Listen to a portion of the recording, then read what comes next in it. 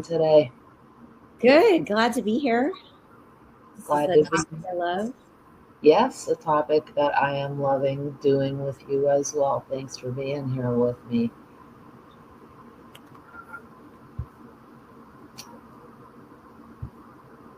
Well, good afternoon. Welcome, everyone. We appreciate you being here with us. We know it's a Monday, and as we were discussing before we went live here, it has definitely been a Monday for several of us. So, holding that with a lot of care and space and hoping that your Mondays are going as easily as possible. My name's Niki Jagpal. I use she and her pronouns, and I'm based in Washington, D.C. I am Executive Vice President at Equity in the Center, and I've been here for just about 3 years.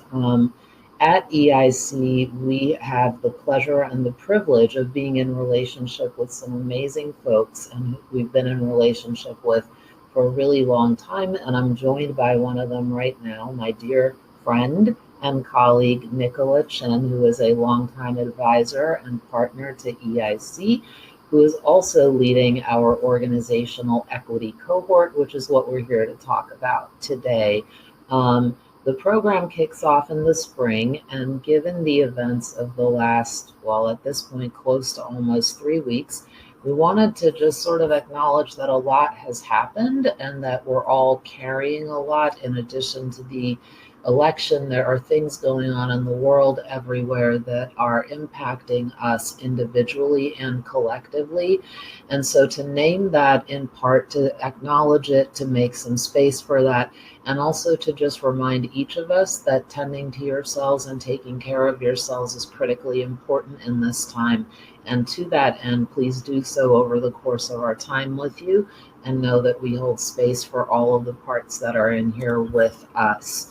Um, so, as I said, it has been just about 3 weeks since we had one of the most monumental political events, really, not just an election, but an actual event with really far reaching impact. And it's got lots of us feeling things and feeling things in a very deep and meaningful way. And that means in part that we need to recenter. We need to find a way that makes us feel more grounded in order for us to be able to continue doing the work that we do to build race equity cultures, to operationalize race equity across the nonprofit sector, and to be in community and partnership with other folks who are also doing this work. And so, what we really want to focus on is how leading with love in this time is actually the most strategic thing that we can do.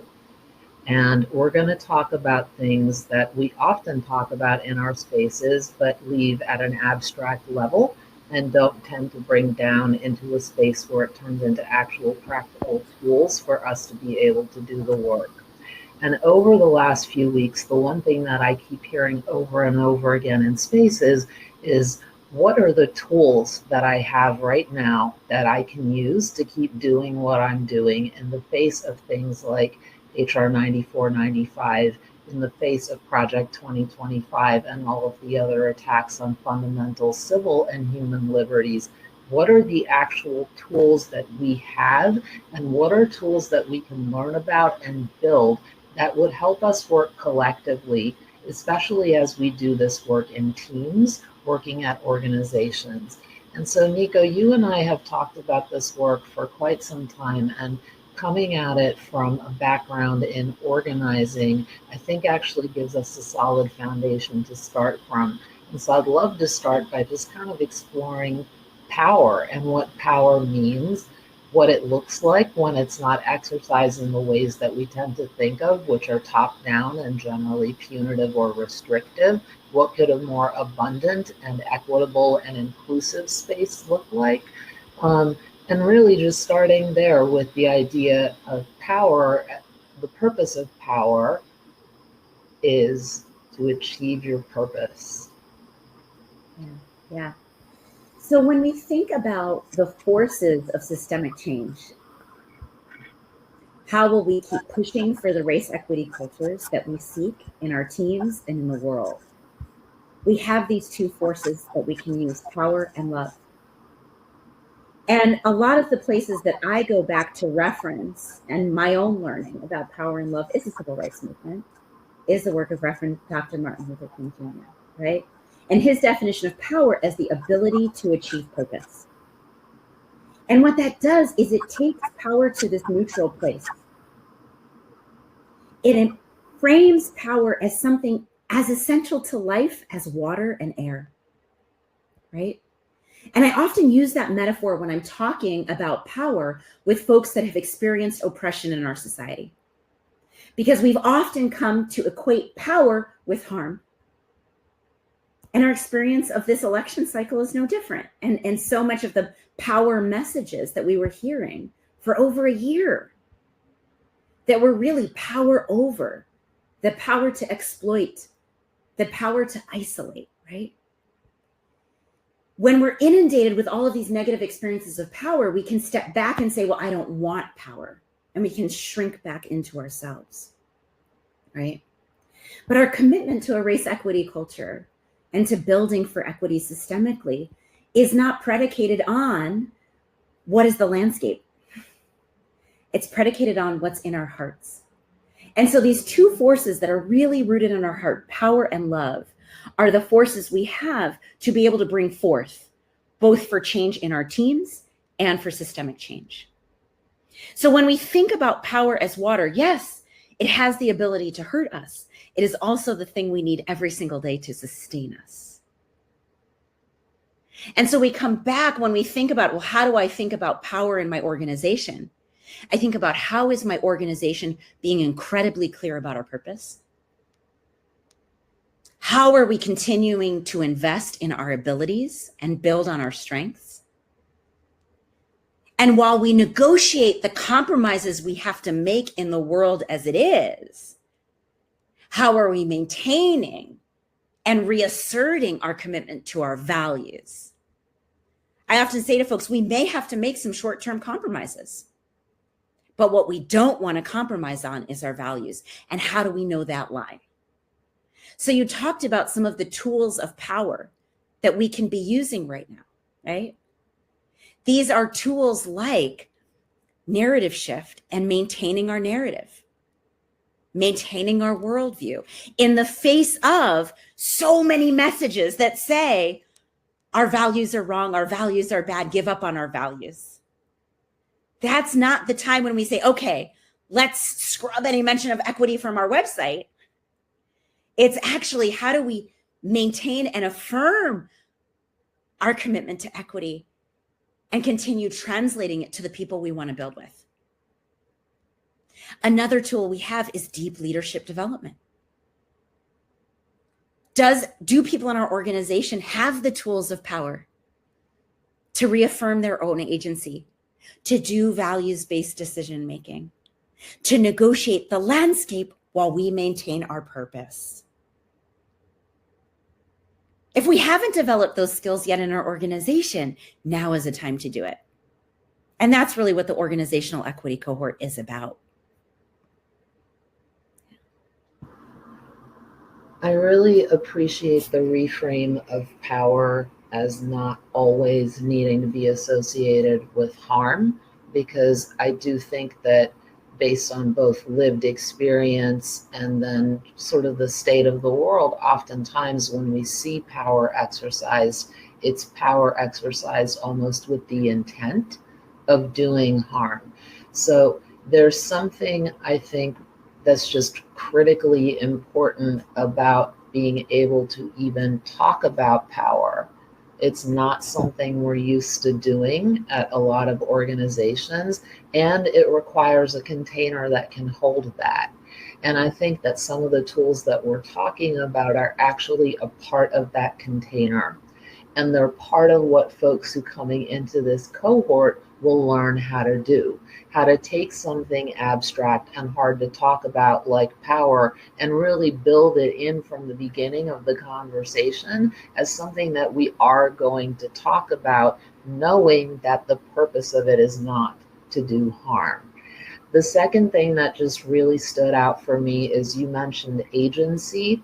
And I think that that's such That's such an important distinction and a complement to having official power.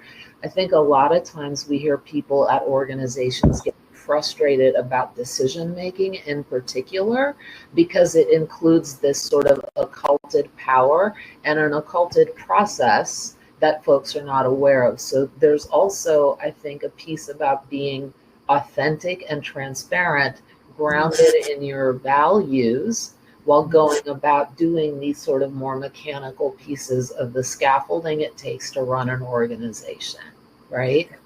Got it. Well, everything you're talking about, Niki, is love at work. So one of the things that the civil rights movement and Reverend Dr. Martin Luther King Jr. in particular taught us is power without love is dangerous. And so, when people say, Nico, I'm concerned about talking about power at work, I've had negative experiences, I'm like, yeah. So let's not just repeat the harm of power discussions that we've experienced at the societal level or at the interpersonal level of power. Let's actually, at the institutional level, build new habits and practices and frameworks for power.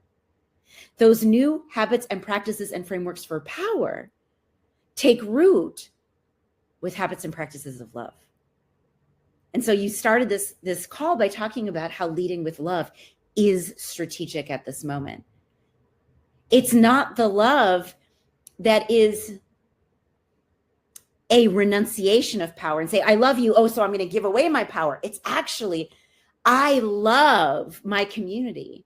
I love the people we are serving. And so I will step into my power. And you touched on two of the tools that we really talk about in the cohort. The first is quality of relationship. And I've got a link that we can put in the chat about how we talk about quality of relationship. So if we're going to talk about power, we have to build the quality of a relationship where we are really leading with care and intention in those conversations. That means, do we consistently talk about each other's purpose and ability in a way that builds us up, not puts us down? If we have a culture where we can't share feedback, if we have a culture where we don't know each other's purpose, if we have a culture where we don't invest in each other's learning, we're not ready to talk about power. So if we're going to talk about power, we have to have the practices of a learning culture, of a culture where purpose is front and center, and of a culture where we're deeply invested in the health of our relationships. That doesn't mean all the time that we get along. Part of it sometimes is knowing we can care about each other and disagree with each other. It was so funny. I was just in a call like that right before this Zoom. Somebody called me and said, I heard something you say and I didn't really like it. And I was like, yeah. And that wasn't an attack on you or your leadership. It was in service of our mission. So let's talk about that. And we were able to come to a really great, clear-eyed strategic path forward within about 20 minutes. Because you have the relationships and the container that are set up for you to be able to have a disagreement in a way that is healthy and that isn't about someone being right and someone being wrong. And it's really tying those important sort of concrete learnings to the actual human side, right? Relationships are so central to everything. And as organizers, we know that.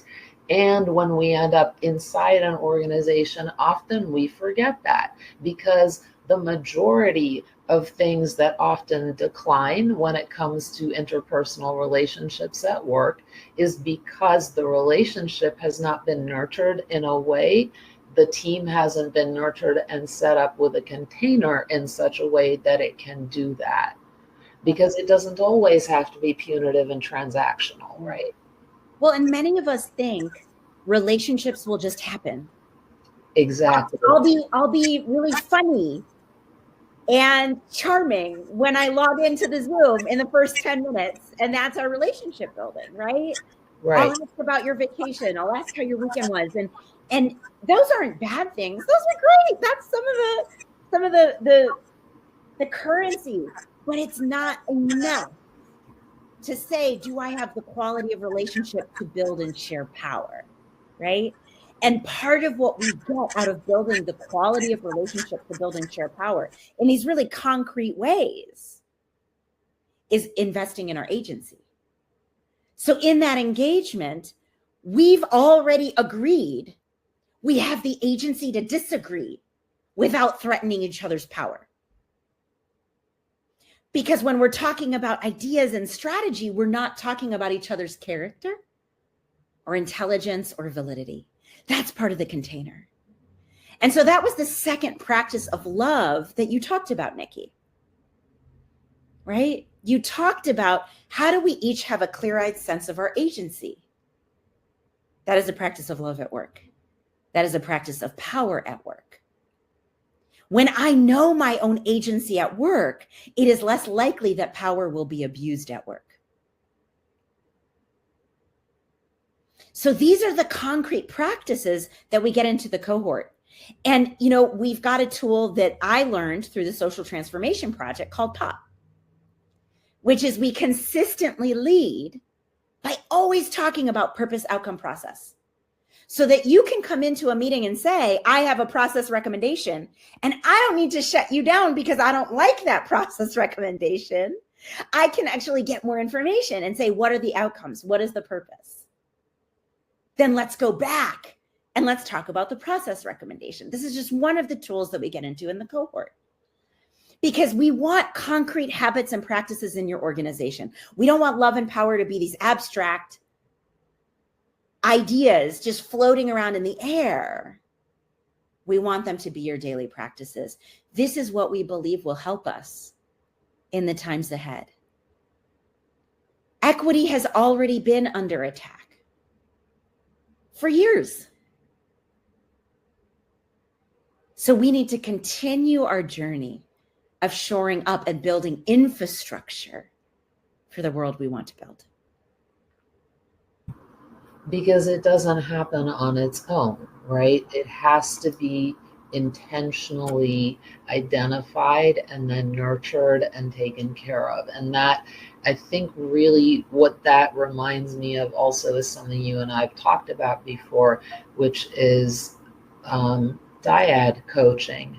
Because, and I'd love to hear a little bit more from you about that, but I bring dyad coaching up in particular because part of, and I have personally benefited really a lot from having dyad coaching in a previous position at an organization, and I can tell you it was exceptionally helpful, and it's something that really stands out as one of the most practical ways of kind of taking some of these theoretical things and being able to put them into practice and to operationalize them.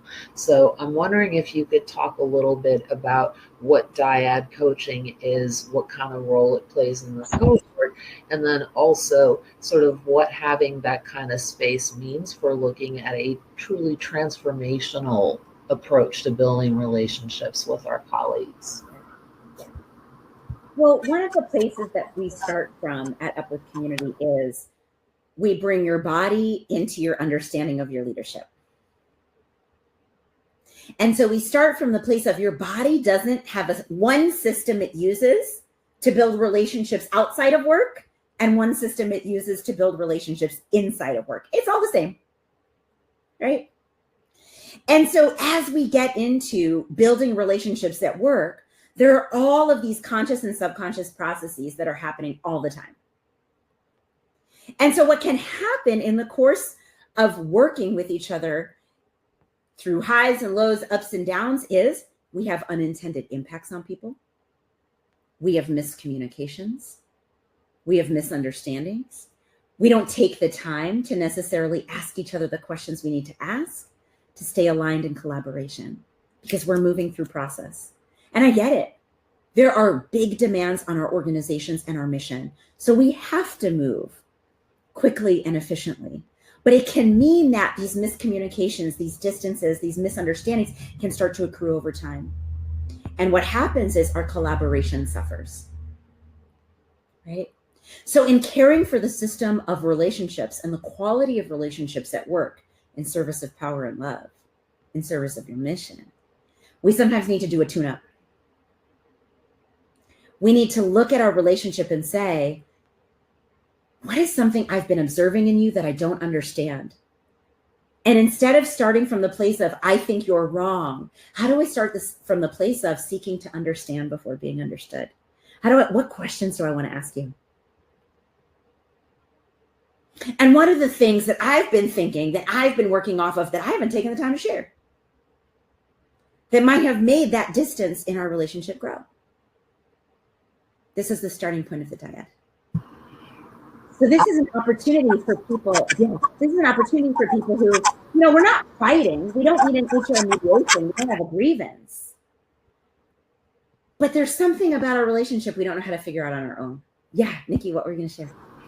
Just that what you brought in there at the end, that's the piece that most of us talk about when we're trying to think about what does accountability look like, because that is a constant struggle for folks, is how to disagree with each other in a way that doesn't start off with exactly what you said, which is just you're wrong and I'm right and that's it. It's being able to be a little vulnerable. It's being able to take some of that self-accountability. And it's that way of being able to call a colleague, a partner, a comrade in while not calling them out. So while rooted in love, it also, I think, changes what accountability looks like, which in turn helps us be able to rethink what that whole structural systemic piece of accountability at our organization, outside with our community, to our mission, to our board, changes all of those, which then are going to change those relationships. There is this idea in dominant culture somehow that our work relationships and our life relationships are two very different things. And of course, there are different boundaries to those things. But as you said at the top, when we started talking about this, we don't have two different ways of developing and building relationships. And it's a piece of our work that allows us, I think, to very clearly demonstrate how we tie this sort of knowing and learning and thinking pieces with the actual doing of the work and the impact that it has on me qua individual, me qua a member of a dyad, me qua a member of an institution, of an organization, right?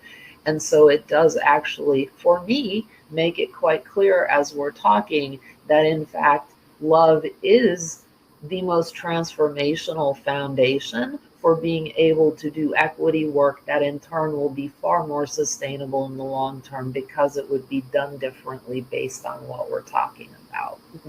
You got it.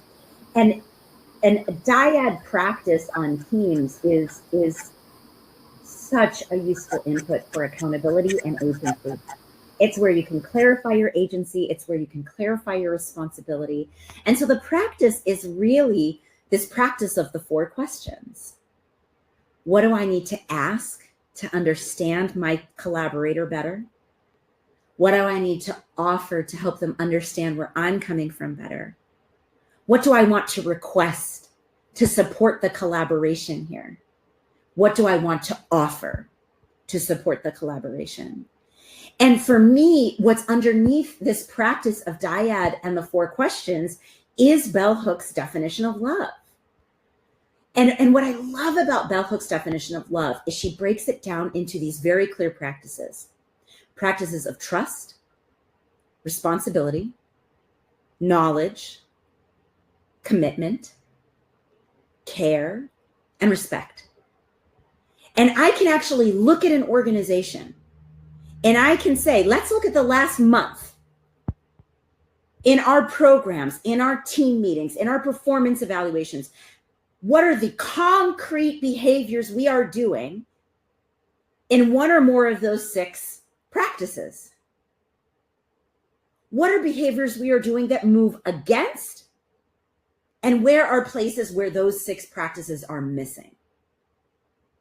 And we can take love and take it from this, well, I like you feeling, to actually, I trust you with these behaviors.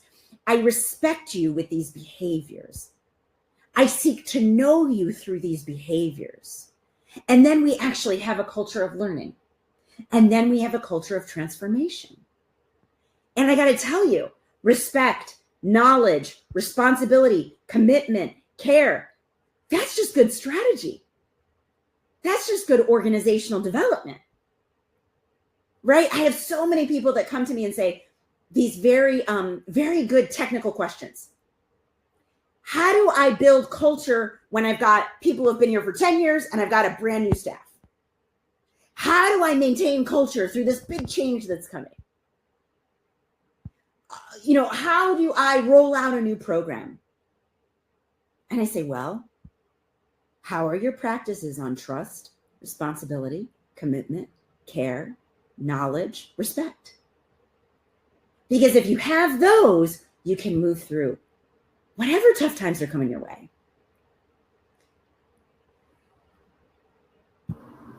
And you didn't require a huge sophisticated framework for you to use those 6 probes and be able to figure out what's actually going on in this organization. And I think that part is really, really important to say again. You did not require a fancy framework in order to be able to assess on 6 different levels the way that both love and power and strategy are manifesting for the folks at this place. There's also a piece about storytelling in our work that I feel like it's related to what we're talking about. And I'm curious, in this cohort in particular, what role do you think storytelling will play as sort of an implementation means, if you will, or a place to see how some of the pieces of our org culture actually manifest and what that might look like? Niki, this is another place where we start by bringing the body into our leadership. Mm-hmm. So one of the ways that we seed a race equity culture is by maximizing our adult learning approaches to culture building, to leadership, to relationship building, right? As humans, we developed learning by doing and learning by hearing stories. These are 2 deeply ingrained ways of learning among many. But because these are such historically significant ways of learning, a larger percent of the population learns through these ways, learning by doing and learning through stories, right? Actually learning by reading books or learning by listening to talks that are kind of like a PowerPoint presentation with not a lot of story, those are more newer manifestations about how humans relate to each other. So there are lots of people who learn in those ways. It's just a smaller percentage of like our overall humanity, right? So when I can drop into learning by doing and learning by stories, I'm kind of supercharging the ability of people in my system to learn, right? This is so critical in this moment because when I'm consuming social media, when I'm consuming traditional media, when I'm going to talk with my family at the holidays coming up, I'm getting lots of stories from the outside world that may not actually serve my mission. And so if I, as a leader, am just consuming those stories and not paying attention to which ones I'm allowing to enter into my system and enter into my energy and enter into my subconscious, then I'm going to be just knee-jerk reacting, leading from those stories I've consumed. Does this make sense? Right? So caring for the stories I'm leading from, caring for the stories I'm taking in, and caring for the stories I'm leading with is going to be a primary practice, particularly in the months and years ahead, where we are going to be inundated by other people's stories that don't serve our mission. So there are 2 really critical types of storytelling that I love to have organizations look at. The first is POP, purpose, outcome, process. What is the story we're telling about why this matters? Purpose. What is their story we're telling about What should be true in the world because of this work? That's the outcome. And how are we going to get there? Right? Let me just give you a concrete example. Right? There are times when I'm hearing organizations right now say something like, we need to take responsibility to do this thing, right? And we have to ask the question, is that our purpose? Is that our mission? Can we sustain putting our resources to it, right? It's really important to ask that strategic question so that you're not doing mission creep and so that your resources are being used well. So POP is the first type of story that we want to be caring for, right? Because we're going to get a lot of messages from the outside world that says, you should do this. You shouldn't do this. And we have a little person inside of us that's like, oh, I should listen to the shoulds. But that listening to the shoulds can have us drop our mission, can have us drop our values, can have us drop our strategy. So that's why we always come back to the POP. The second type of storytelling that I think is really critical right now is Marshall Ganz's work on public narrative. So the Leading Change Network has some really beautiful resources that we like to use from their online resource library about how to create a public narrative for your organization. What do we believe is happening in the world right now? How do we translate our mission to this present moment? And how are we telling why we're doing what we're doing? And this public narrative is a beautiful way to work across lines of difference. Because I think a lot of us, when we've had deeper conversations with people who on paper are very different from us, we find we actually have shared values that we can organize around and that we can build with. When we're only talking at the level of our differences, we can see what divides us. When we really drop into having deeper conversations about our values and our public narrative on a consistent basis, we find what unites us towards our shared goals. And I got to tell you, you can pick a town I've been in the last 20 years. People there actually want equity. They actually do want equity. When we talk about it as a value, when we talk about it as everyone having what they need to thrive, we've got a majority, we've got a base, and we want to keep building with them.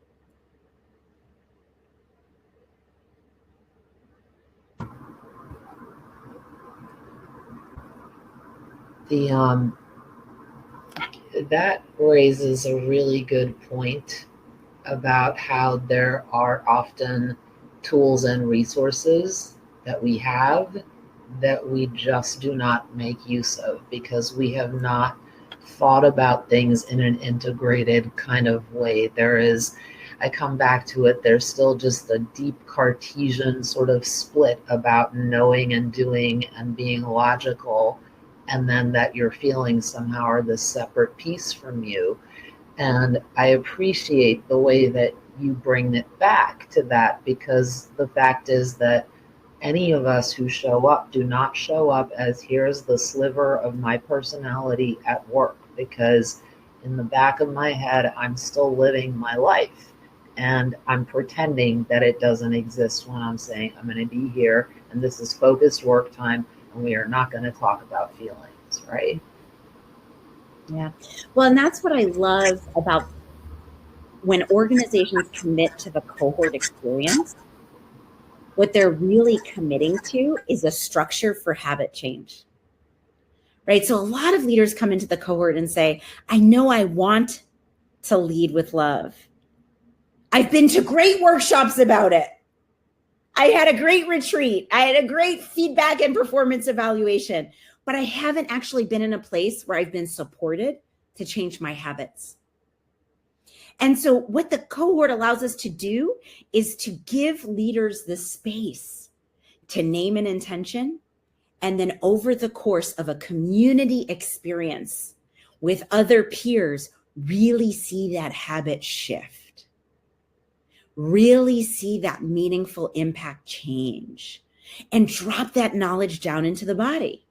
One of my favorite pieces of feedback is like, Nico, In the cohort, we said we're just going to pop our equity work, but now I'm popping everything. I'm talking about purpose, outcome, process everywhere. And we just addressed this challenge in a program where we couldn't find it, right? We've been fighting about this thing for 7 months, and we just had a dyad conversation, and now we've got a way moving forward, right? That's really the investment that folks make in the time of learning in a community at the cohort. You get to actually see that growth. And I think investing in that time is really critical when the world around us feels like it's rejecting equity, right?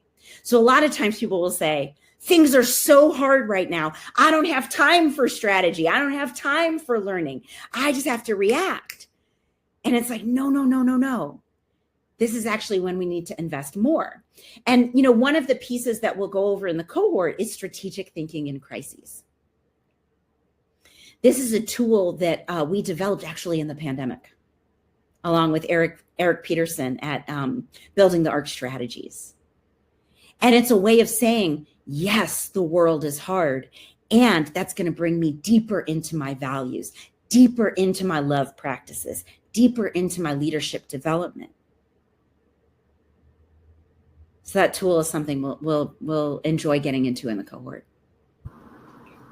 You were a step ahead of me because I was going to ask you if you could share a little bit about the Ideas to Action framework, which I think is fantastic. And it's a great example of sort of the practical side of what including some of the non-technical, technocratic, sterile sides of work that are usually included are allowed to come in. And I think in our experience working with cohorts as well, right, there is, just as we say that there's a ripple effect from when you target the people who have been most harmed or marginalized, that there are benefits for all of us. The same thing happens when you create that space for equity work. It has ripple effects that then go on to the rest of the organization. And I think it also demonstrates, again, why organizational culture and org development really need to be thought of in tandem and deeply synced and sequenced intentionally together, because we have to get past just only my human parts are welcome, not in terms of me and how I take up space, but in terms of what the organization is giving to me as my scaffolding in terms of policy, process, etc., that I can turn to. And I think that inequities often will show up when we find that sort of dissonance between org development and org culture that's trying to work on equity while the other one is not. There's another piece you raised was just about the space of a cohort. And I think at EIC, certainly something that comes up as beneficial for cohort members when we talk with them is retrospectively being able to see folks who are at different places in terms of their equity journey is actually really motivating for folks on both sides of that spectrum as well. So it's another piece of, I think, the whole approach, which of course, Rockwood is one of the leaders in terms of that model in our space. And I remember, I guess it was 2016, being at NCRP and doing the report there on trying to get foundations to invest in leadership development. But that really was the body of work where it opened my eyes up to how bifurcated my individual life and practice of things like love and love for community were not at all in dissonance with the other pieces of my professional and my work life. And it's where I really honed in on, we really do need to not treat people as widgets, but to really recognize that even when you come to a workspace, you are a human being. That doesn't mean I'm going to show up crazy and have all my parts on display at work, because boundaries, right? As Prentice Hemphill says, boundaries are the distance at which I can love you and me simultaneously. It's very true. Being mindful of those things and also making space for people to come in as a whole self and not just as someone there who's there for the day to do work. I love you bringing in that Prentice Huppel quote, because I find that leaders are so often either feeling so much shame and uncertainty about what's happening with equity or with their work culture that they don't reach out to talk to other people and their peers. Or when they do, it's in these like water cooler moments, you know, we're at a conference or, oh, we're at a lunch and we've got 15 minutes and it can kind of just feel like, oh, we all have a lot of problems. Oh, all have a lot. And there isn't that creative space to acknowledge what's hard, to acknowledge what's not working without blame and shame, and to find that space to step into opportunity, to find that space to step into innovation. That's where transformation is going to come, right? But it's making time in your calendar to say, do I have space for creativity and innovation in my peer relationships? Do I have people that are invested in helping me in my growth and who I can learn from investing in? And that's really what we're doing in the cohort.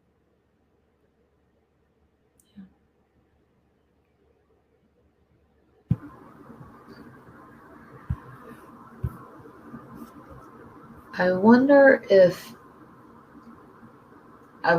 it would be helpful for folks to talk a little bit more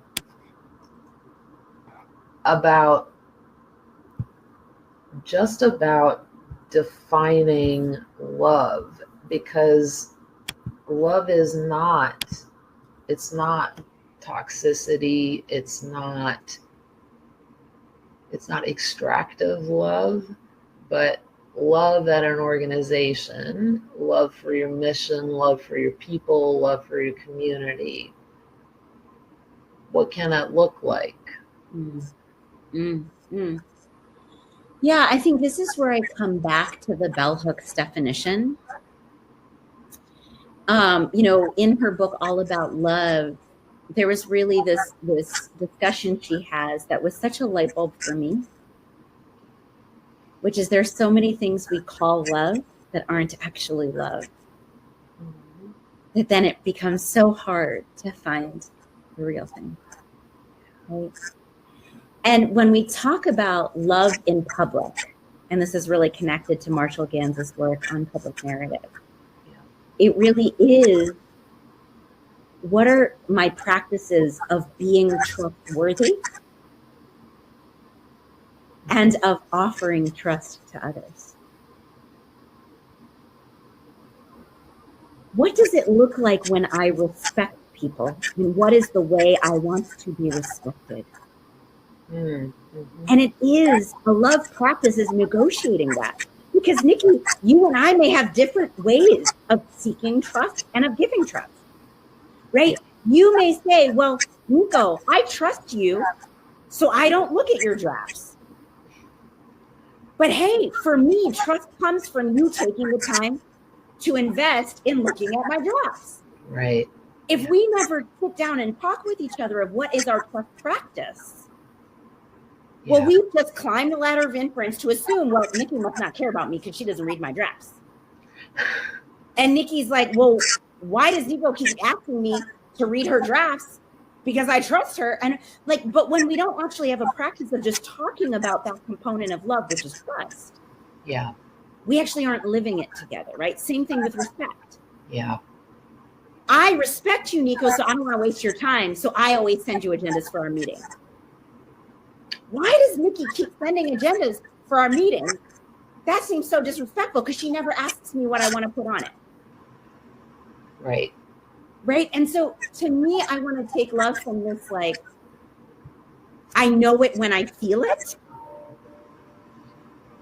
I understand it. And I understand that we can have different practices that we negotiate and translate. it's that naming the thing, right?